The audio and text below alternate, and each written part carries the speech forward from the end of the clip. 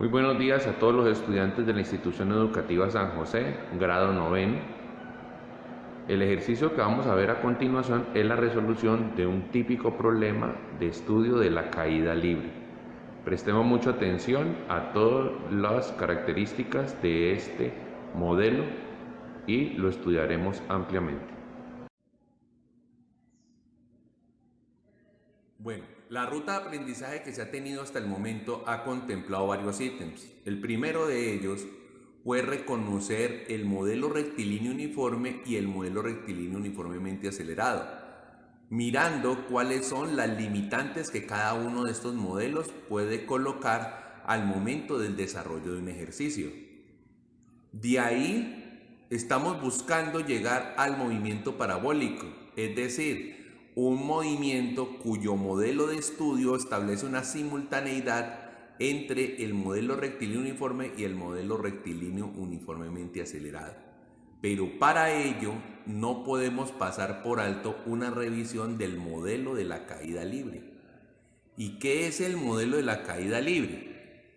Pues es simplemente una aplicación del movimiento rectilíneo uniformemente acelerado donde la aceleración tiene un valor asumido, un valor que depende de las condiciones del lugar en el cual nos encontremos. Y para nuestro caso, encontrándonos en la Tierra, el cálculo de esa aceleración se ve influenciado por el tamaño de la Tierra, por la masa de ella y por la corta distancia frente al tamaño de la Tierra en la cual vamos a establecer la caída de cuerpos. Entonces, ese valor de aceleración asumido corresponde al valor de 9.806 metros por segundo por cada segundo y siempre apuntando hacia abajo. No podría decir que realmente es apuntando hacia el centro de la Tierra, pero como les digo, dadas las dimensiones de la Tierra comparadas con las pocas alturas sobre las cuales vamos a hacer la valoración de caída libre, pues se puede asumir como una horizontalidad. Recordemos que expresar este valor 9.806 metros por segundo por cada segundo también puede ser escrito como metros sobre segundo al cuadrado, pero soy más amigo de expresar las cosas en las unidades de acuerdo a los instrumentos con los cuales podamos medir, porque no existe ningún instrumento que mida segundos al cuadrado, pero sí existen instrumentos que pueden medir velocidades o rapideces en metros por segundo y instrumentos que puedan medir el tiempo en segundos. Entonces, como pueden observar, es un valor muy cercano a 10.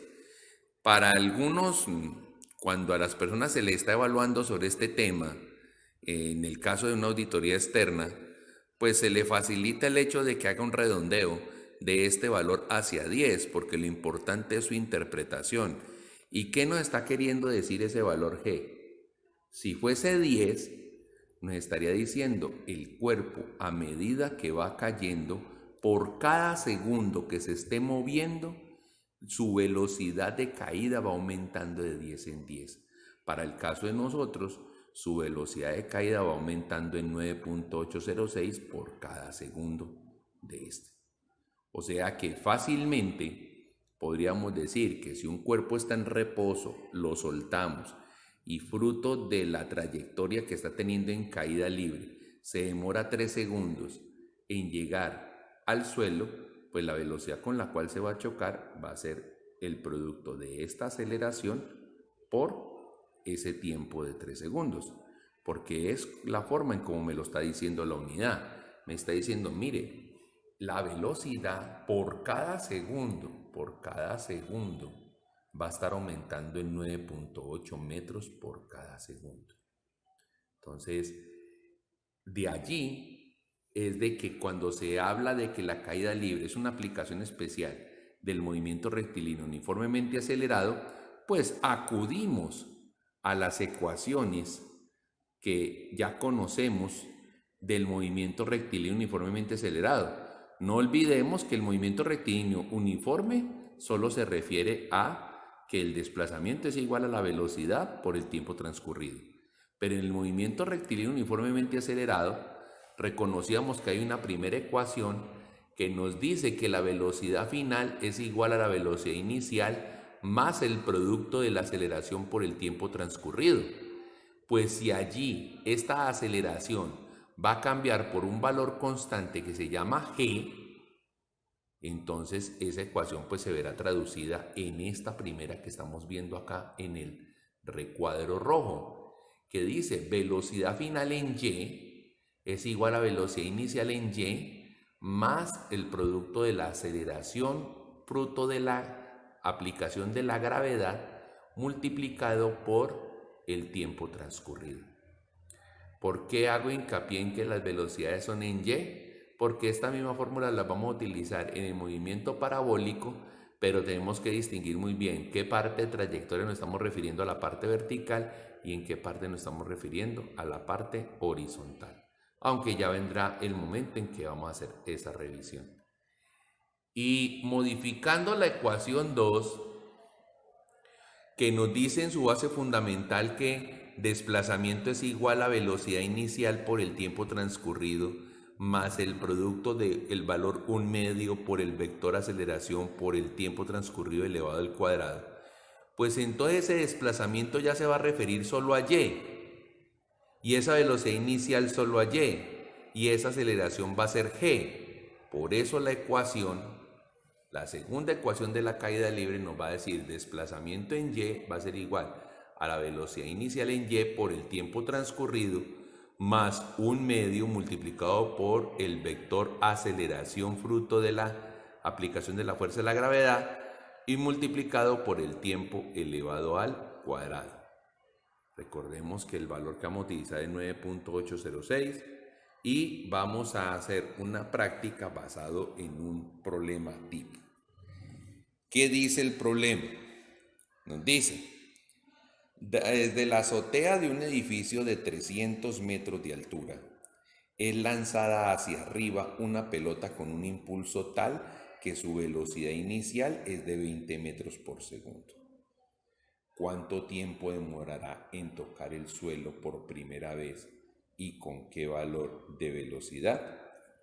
Entonces, miremos la gráfica que hemos sacado para diagramar este ejercicio, en la cual se distingue que hay una altura de 300 metros medida desde el suelo, que el cuerpo, estando aquí en una posición inicial desde la azotea, desde la parte más alta del edificio, va a tener una velocidad inicial de 20 metros por cada segundo dirigida hacia arriba, y que entonces la trayectoria que esa pelota va a tener va a pasar por 4 puntos como mínimo. Un primer punto que es el punto inicial, un punto 2 que va a corresponder al sitio hasta donde puede ascender al máximo esa pelota, un punto 3 que en la caída es cuando la pelota pasa por el frente de la azotea del edificio, y un punto 4 que representa el primer instante en el cual el cuerpo choca contra el suelo. Entonces recordemos que nos dan ese dato de la velocidad inicial, de la altura del edificio, y que nos están preguntando cuánto tiempo demora en tocar el suelo por primera vez y con qué valor de velocidad. Entonces el movimiento que va a tener la bola lo vamos a dividir, siendo como un movimiento complejo, lo vamos a dividir en varios movimientos simples. El primer movimiento va a ir del punto 1, que es la azotea del edificio, hasta el punto 2, que es el sitio donde tenemos la altura máxima. De allí, de ese punto de altura máxima, el cuerpo va a bajar al punto 3, que es pasar frente a la azotea del edificio, y después vamos a valorar el movimiento desde el punto 3 hasta el punto 4, que es el primer instante en que el cuerpo choca contra el suelo. Por tanto, necesitaremos el tiempo que demora en subir hasta el punto 2, en bajar del punto 2 al punto 3 y en bajar del punto 3 al punto 4. Y en el punto 4 valorar la velocidad a la cual se ha chocado contra el piso. Entonces, iniciemos este análisis haciendo un reconocimiento de los valores que se encuentran en la primera trayectoria, que va desde el punto 1 hasta el punto 2. Entonces concentremos nuestra atención en este sitio y miremos. ¿Sabemos qué velocidad inicial va a tener el cuerpo? Sí, es la velocidad del punto 1 y dice que es 20 metros por cada segundo hacia arriba. ¿Sabemos la velocidad final, o sea, la velocidad del punto 2? Sí, porque ¿qué le está pasando al cuerpo cuando va subiendo? Empieza a perder velocidad porque está peleando contra la acción de la gravedad. Y esa acción que le está haciendo, paulatinamente le está quitando velocidad. ¿Y se la está quitando de qué manera? De una manera tal que por cada segundo que está moviendo está perdiendo 9.806 metros por segundo. Y como van a ser 20, pues entonces aquí podemos deducir inmediatamente que el tiempo que se va a demorar en ir del punto 1 al punto 2 tiene que ser levemente mayor a 2 segundos. Porque en el primer segundo perdería 9.8 metros por segundo, o sea que quedaríamos en 10.2.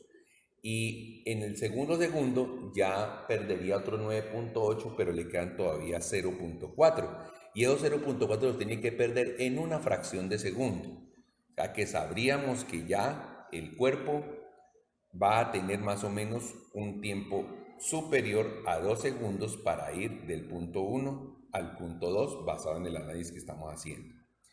¿Conocemos la altura máxima que logra? No, esa altura no la conocemos. ¿Conocemos el tiempo que se demora en ir del punto 1 al punto 2? Tampoco. Entonces realmente esas van a ser las dos variables que hemos de necesitar. Fuera de eso, sabemos que el punto 1 se encuentra a 300 metros sobre el suelo. Pero el punto 2 va a necesitar saber el desplazamiento que va a haber desde 1 hasta 2 para poder saber esa altura máxima, por si también fuese objeto de calcular. Entonces vamos a pasar a la zona donde ya realizamos los cálculos. Aquí podemos ver entonces los valores que acabamos de reconocer para hacer la modelación de la trayectoria desde el punto 1 hasta el punto 2. Y lo llamo reconocimiento de variables, algo que es básico para poder tener una buena visión de cómo trabajar el ejercicio. Recordemos entonces, tenemos una velocidad inicial de 20 metros por segundo, J. ¿Por qué J positiva? Porque el cuerpo se va moviendo hacia arriba. Tendremos una velocidad final de 0. ¿Por qué 0? Porque es hasta donde el cuerpo alcanzó la máxima altura.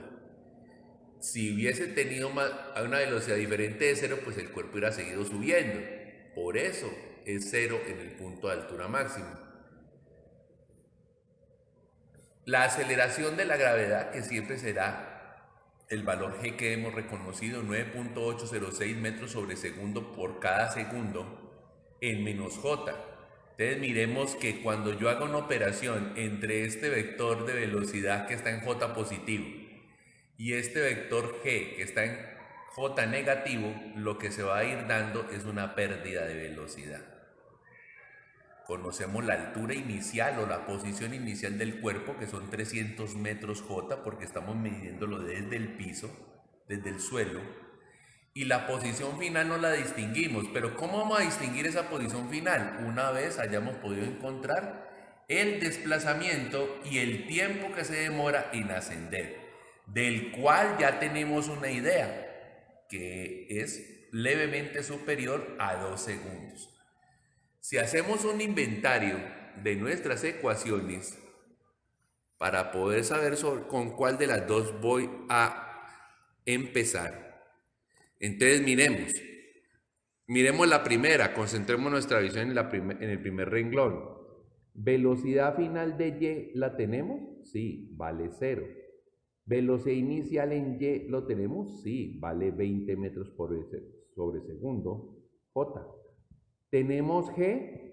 Sí, vale 9.806 metros sobre segundo por cada segundo en menos J. ¿Y conocemos el tiempo transcurrido? No. ¿Cuántas cosas desconocemos de esa ecuación? Una sola. Con eso es que comenzar, porque miremos qué pasaría con la ecuación de abajo. ¿Conocemos el desplazamiento, lo que se movió el cuerpo? No. ¿Conocemos la velocidad inicial? Sí. ¿Conocemos el tiempo transcurrido? No. ¿Conocemos el tiempo transcurrido elevado al cuadrado? No. Entonces miren que en la segunda ecuación nos hace falta tanto el desplazamiento como el tiempo, dos cosas que no se pueden hallar en una sola ecuación.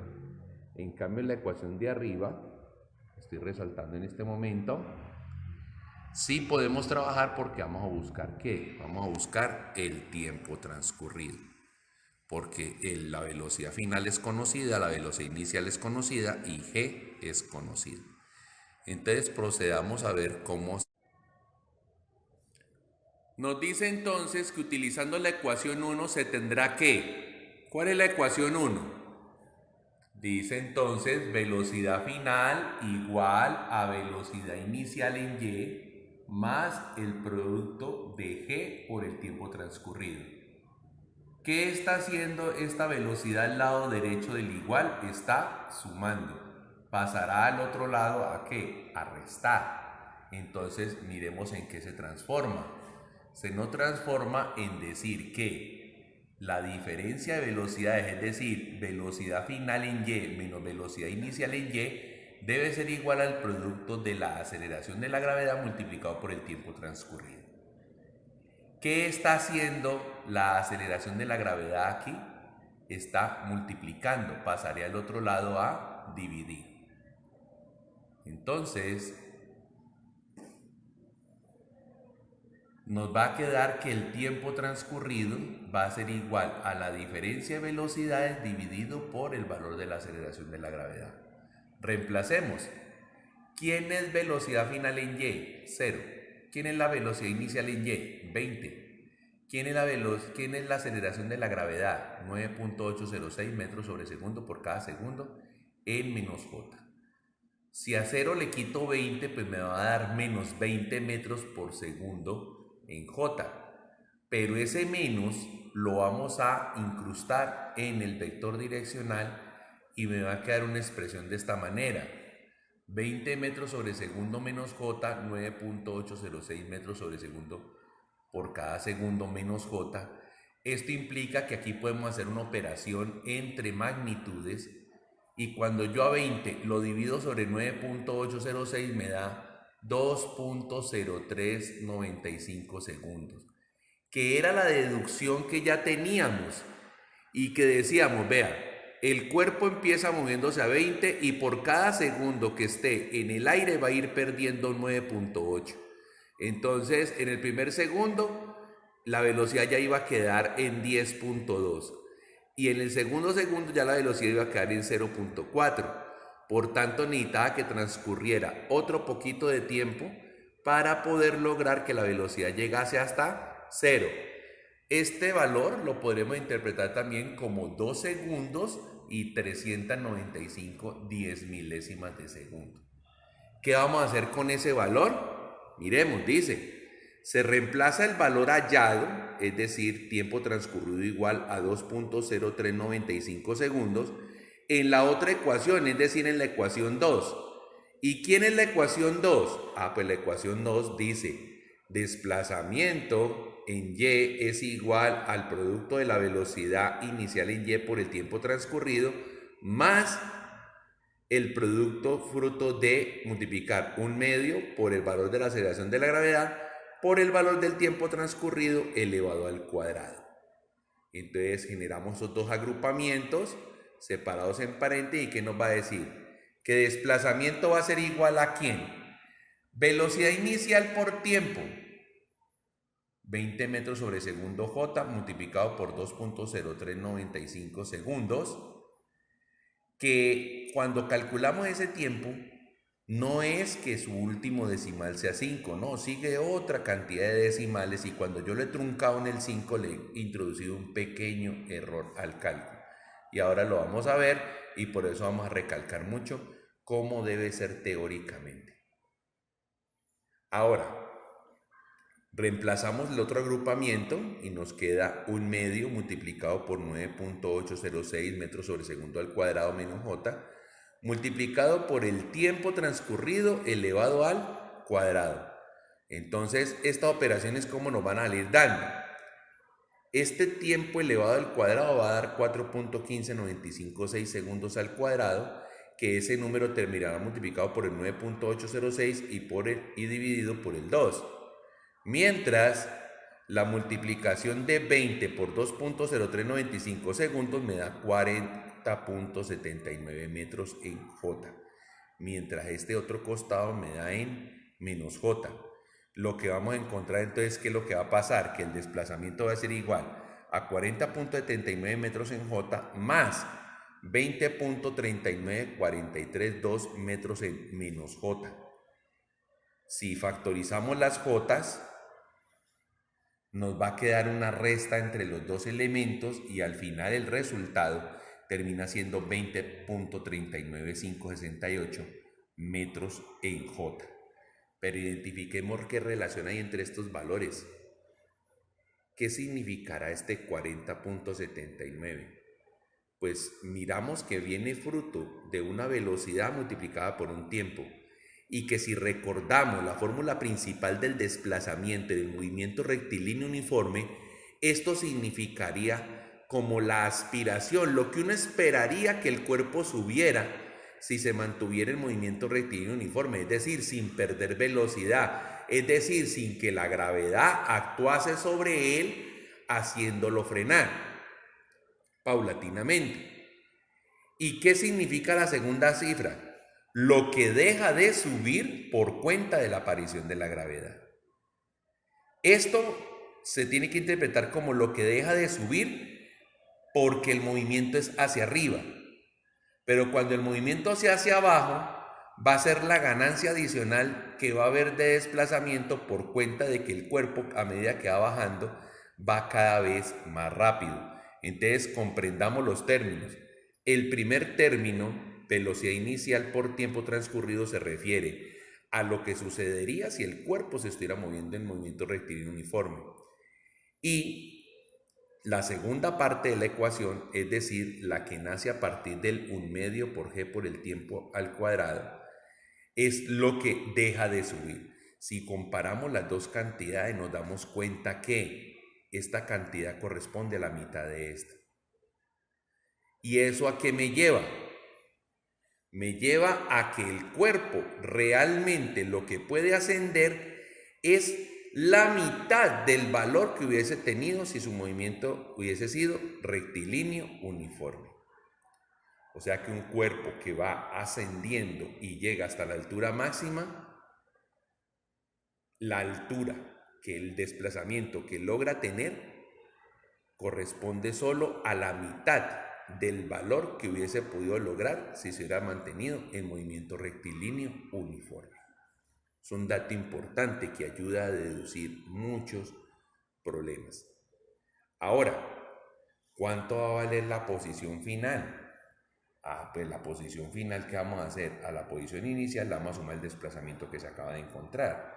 Y entonces el cuerpo inicialmente se encontraba en una posición 300 metros de altura sobre el piso y va a tener un desplazamiento de 20.395 metros más hacia arriba.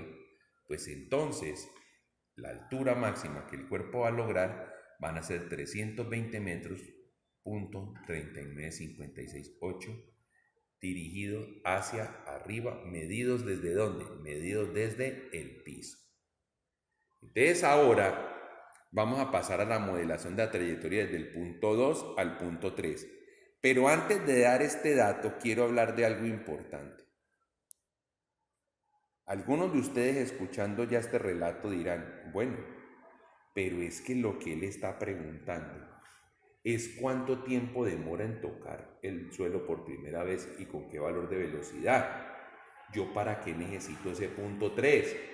Si yo perfectamente lo que puedo hacer es analizar el movimiento desde el punto 1 hasta el punto 2 y después desde el punto 2 hasta el punto 4 sin ponerme a parar en el punto 3 a mirar qué hay allí o no.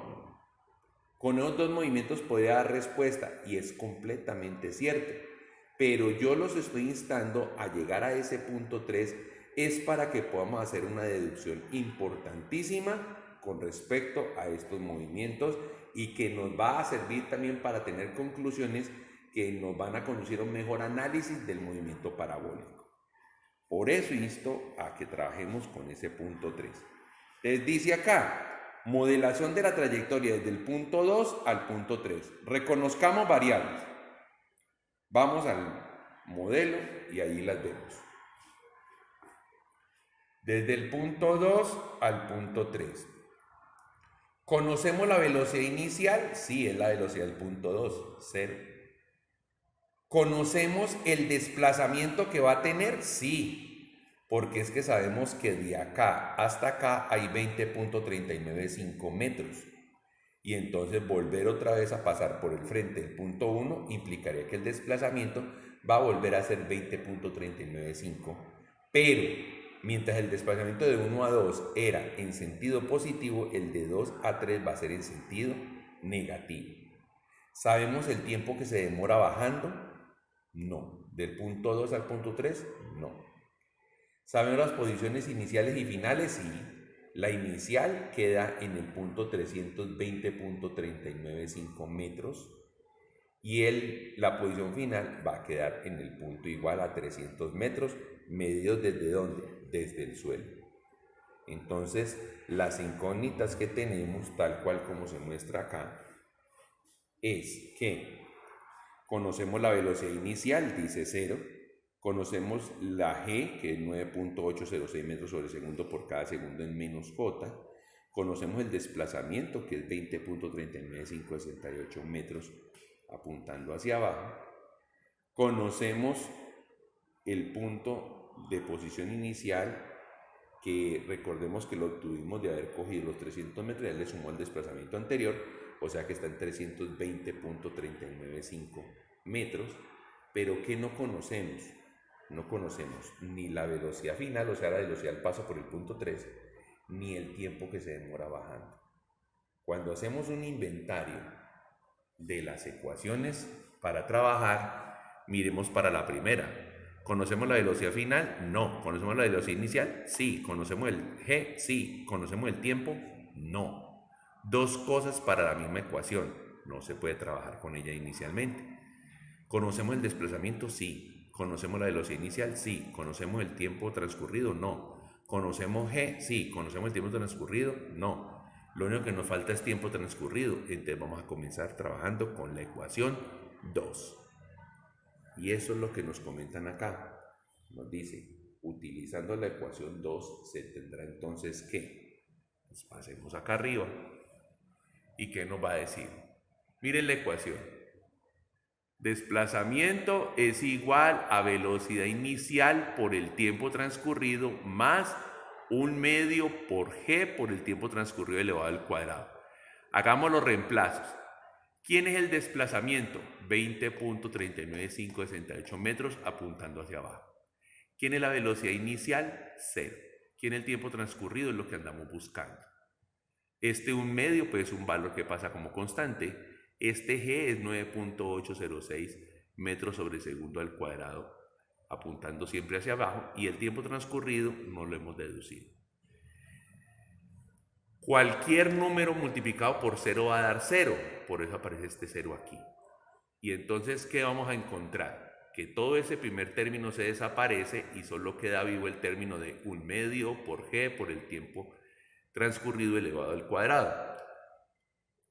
Nos va a decir entonces 20.39568 metros en menos J va a ser igual a 4.903, porque 9.806 dividido 2 da 4.903 metros sobre segundo al cuadrado menos J multiplicado por el tiempo elevado al cuadrado. Ahora, ¿qué está haciendo este 4.903 metros sobre segundo al cuadrado menos J? Está multiplicando. Pasaría al otro lado a dividir. Y entonces nos va a decir que el tiempo transcurrido elevado al cuadrado es la división entre 20.39568 metros menos J dividido 4.903 metros sobre segundo al cuadrado dividido en menos J. Pero no necesitamos el tiempo elevado al cuadrado, necesitamos el tiempo elevado a la 1. Entonces la operación contraria a la potenciación es la radicación. Y cuando a esta cifra, a esta división, le sacamos la raíz cuadrada, encontramos que el tiempo es exactamente el mismo que se demoró subiendo. Y eso tiene una lógica. ¿Por qué? Porque cuando usted va subiendo, dado el modelo de caída libre, lo único que está teniendo como oposición es la gravedad. Y la gravedad poco a poco le va quitando la velocidad hasta llegar a cero. Y cuando usted está nada en el punto cero, inmediatamente el cuerpo empieza a caer.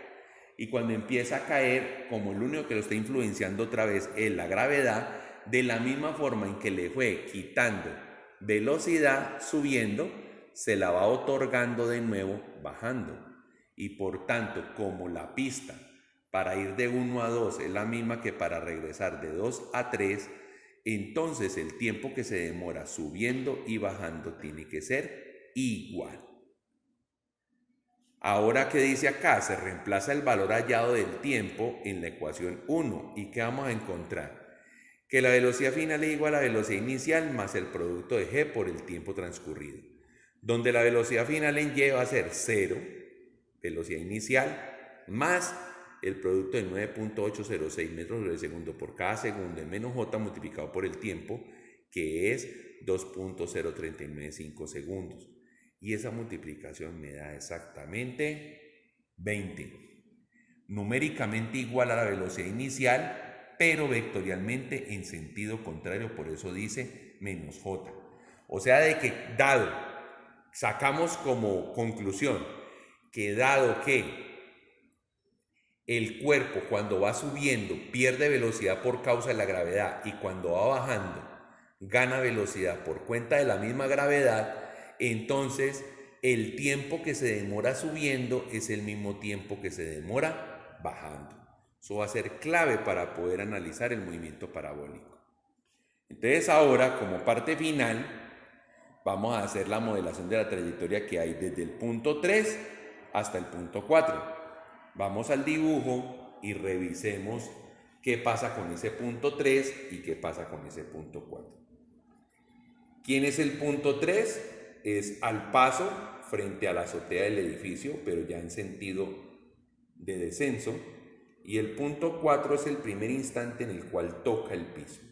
Y va a ser la velocidad con la cual se va a chocar contra el suelo. ¿Qué conocemos? ¿Conocemos la velocidad en el punto 3? Sí, la acabamos de sacar. 20 metros por cada segundo, pero apuntando hacia abajo. ¿Conocemos la velocidad con la cual se choca en el punto 4? No la conocemos.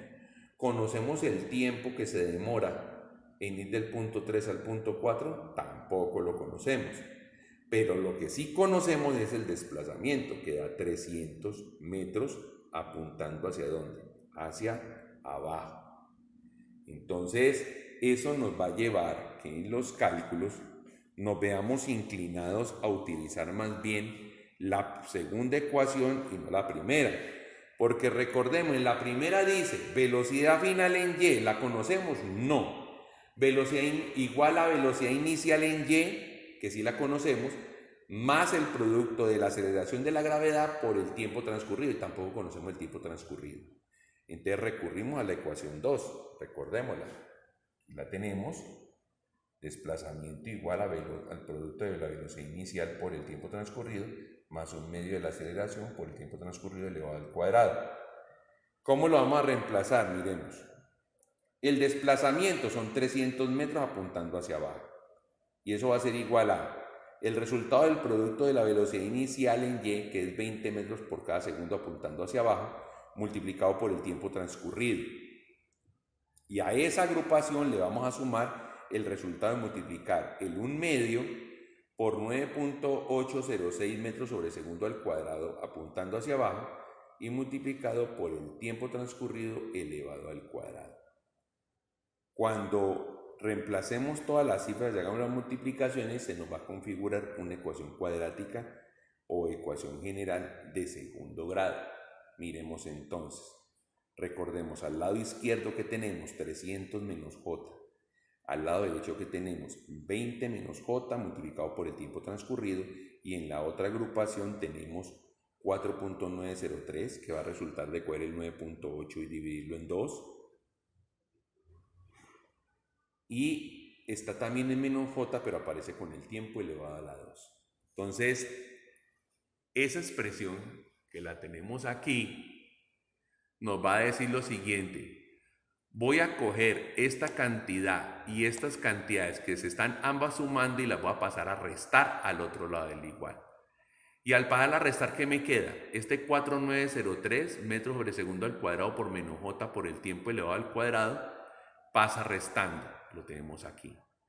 Este 20 metros sobre segundo menos j por el tiempo transcurrido que está sumando pasa al otro lado a restar.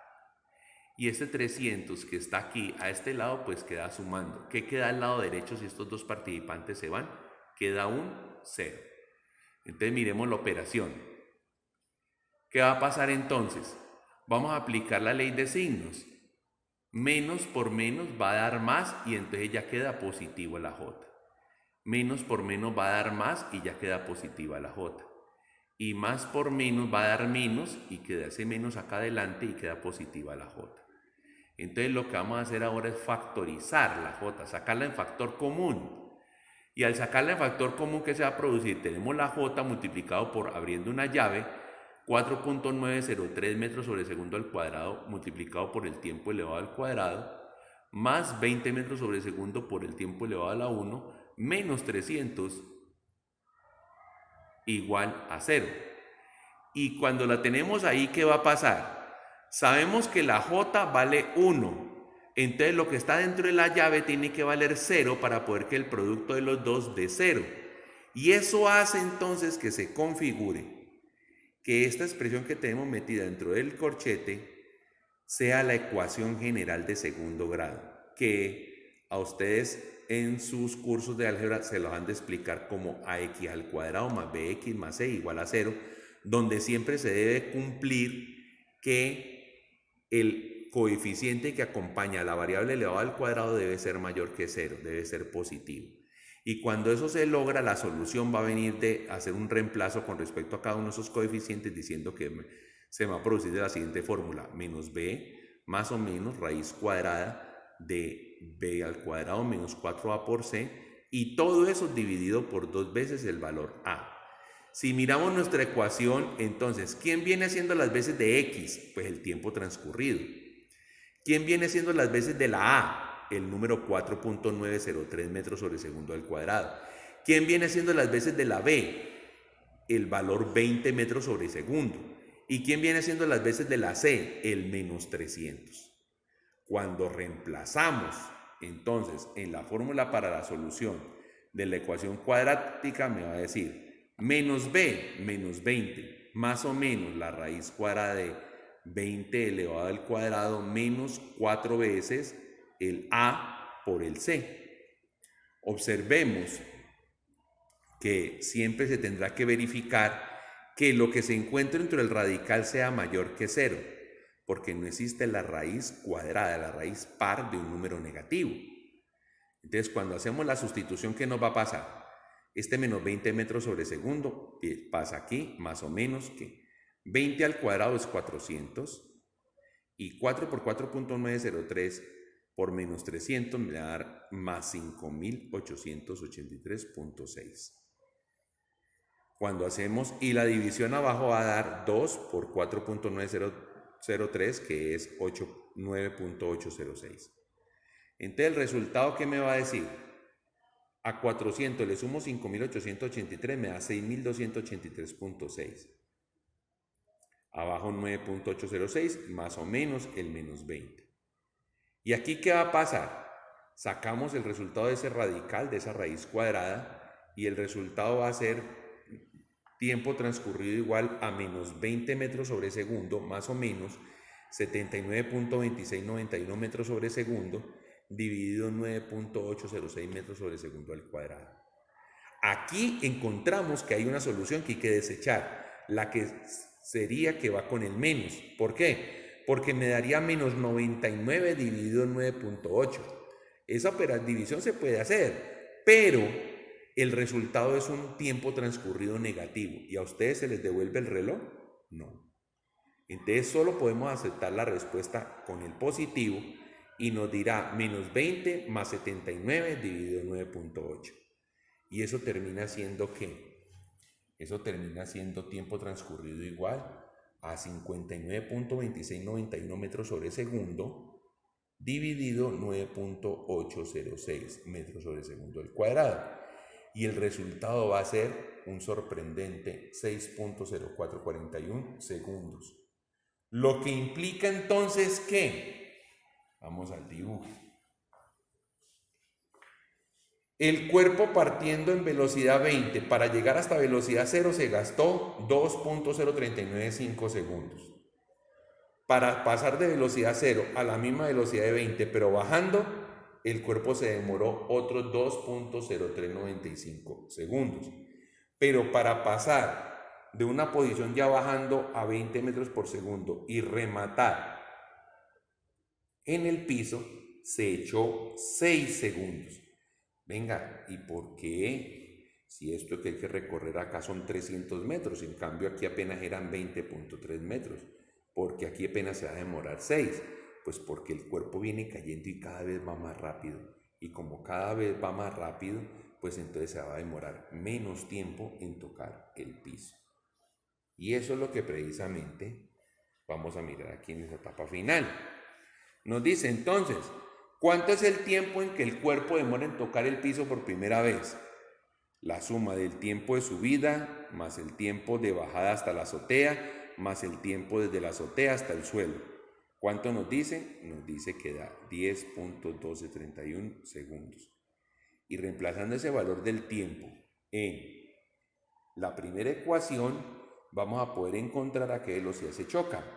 Porque velocidad final en Y va a ser igual a velocidad inicial en Y más el resultado del producto de G por el tiempo transcurrido.